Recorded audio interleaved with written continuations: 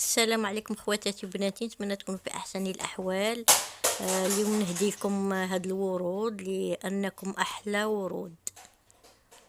واليوم درت معكم طمينه تاع الميكسر، درتها هنا بمناسبه المولد النبوي الشريف. نخليكم مع الفيديو فرجه ممتعه. هي انا زعما ما احتفلتش بالمولد النبوي الشريف، درنا غير شويه بركوكس، وفي الحشيه درنا شويه طمينه مع لاتاي. هذا مكان، وفي الليل شويه رقاق. ما احتفلناش كيما موالف. وبهذه المناسبه نقول لكم كل عام وانتم بالف خير. هنايا كالعاده والعوايد نط الصباح، درنا هنا تاني قهوه وحليب. شرينا هنا شويه كرواسون شويه تمر باش نتقهووا الصباح. وهنا طبعا شويه ملفاي.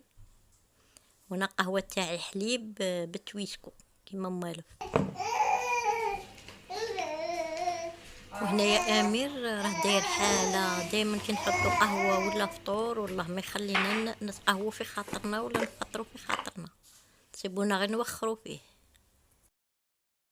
وبعد اللي تقهوينا وغسلنا مواعين القهوه، كنتي دارت بركوكس طيباته.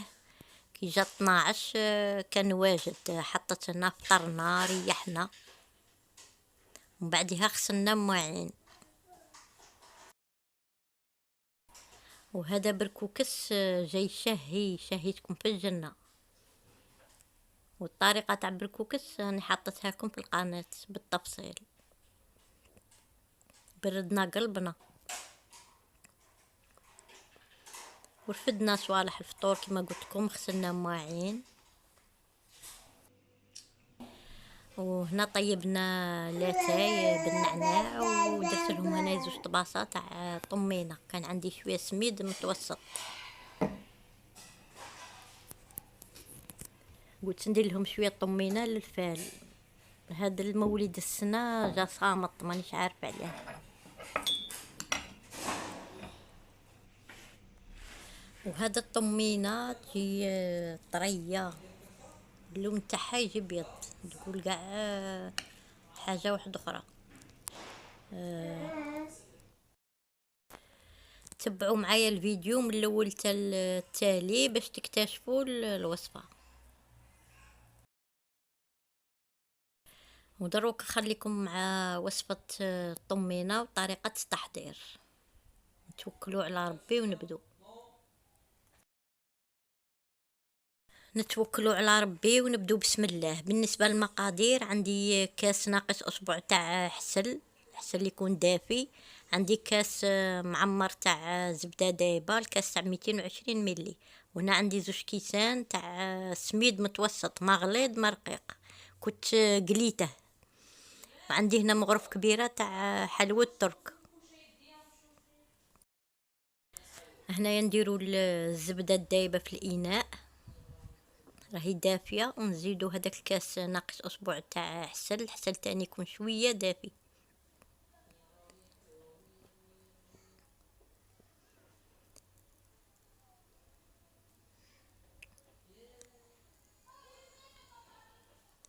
ونديروا هنايا المغرف الاولى تاع الحليب والمغرف الزوجه تاع الحليب.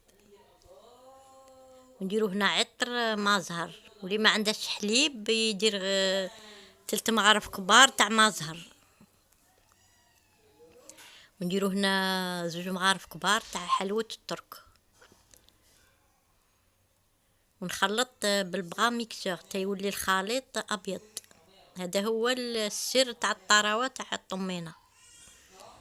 نخلطو مليح. هنا ما قطعت لكمش لا فيديو، درت لكم قاع المراحل. نخلطو مليح. هنا المهم تيولي الخليط ابيض، عاد باش نبدو نضيفو في السميد.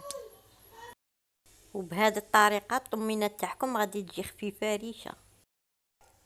هنا بعد اللي خلطنا مليح داك الخليط، نديرو الكاس الاول تاع السميد ونخلطو مليح. هنا نوجد الكاس الثاني تاع السميد.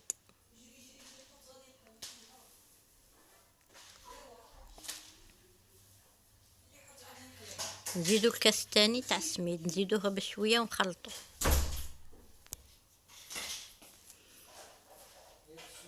نكملو هنا قاع الكاس الثاني ونخلطو مليح. هنا للامانه صورت ومانيش عارف المقطع راح لي. زدت نص كاس تاع سميد وخليت الخليط يتشرب مليح، عاد باش حطيته في لي زاسيات باسكو هي تشرب. وهنا بعد لي الطمينه نشفت قضبت روحها، حطيناها هنا في لي زاسيات سقدناها. وهنا درت لها حبات جوز، حبات دراجي، وفي لي كوتي درت لها حلوة ترك. في الوسط طبعتها بهذاك الطابع مستطيل، زعما تزيين بسيط، وكل وحده تزين كيما تحب. ودروك مبقى لي غير نقول لكم تبقاو على خير في فيديو قادم. ما تنسوش جيم كومونتير باش القناه تطلع.